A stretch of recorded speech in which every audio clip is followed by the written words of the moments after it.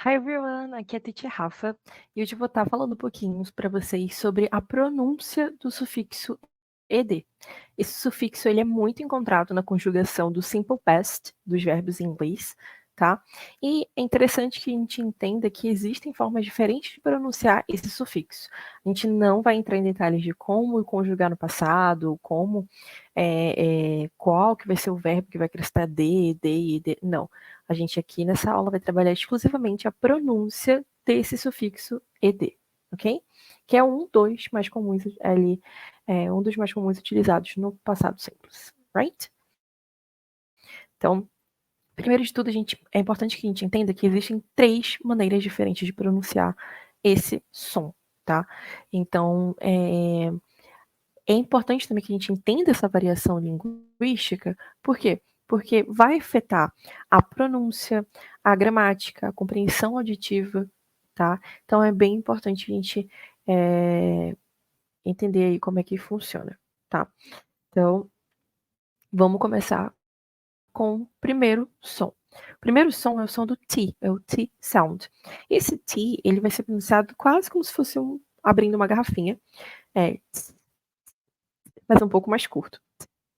De sound. E você vai ver que o som ele sai mais aqui em cima mesmo. Então, você não vai sentir vibração nas cordas vocais.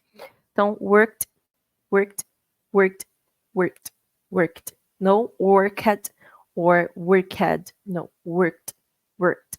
Bem juntinho, right? So, esse é o som do T. Então, quando a gente tiver verbos que terminam em P, K ou S, o ED ele vai ser pronunciado como esse Tzinho, ok?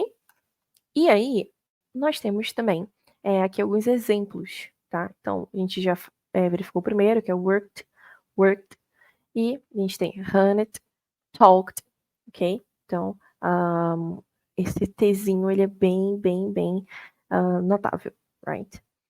E aí, a gente tem aqui nossa segunda forma de pronunciar, que é o som do id, o id sound. Então, se o verbo ele já termina em T ou D, a pronúncia vai ser id, ok? Então, a gente tem aqui alguns exemplos. Needed, wanted, decided. Então, percebe como soa mais o id, não t, ok? E aí, a gente tem o último, que é o som do D. Então, basicamente, quando o verbo ele não se encaixa nem na primeira regra do T sound, nem na segunda regra do id sound, ele vai se encaixar com a terceira regra, que é a regra do D. Então, simplesmente, você vai acrescentar um D, ok? Não é D, é um D, a letra D. Então, a gente tem aqui o exemplo do cold, ó, como eu faço cold, cold, played. E vocês vão ver que quando você pronuncia assim, você vai sentir uma vibração nas cordas vocais. Então, cold, played, hoped, ok? Então, a gente vai vocalizar.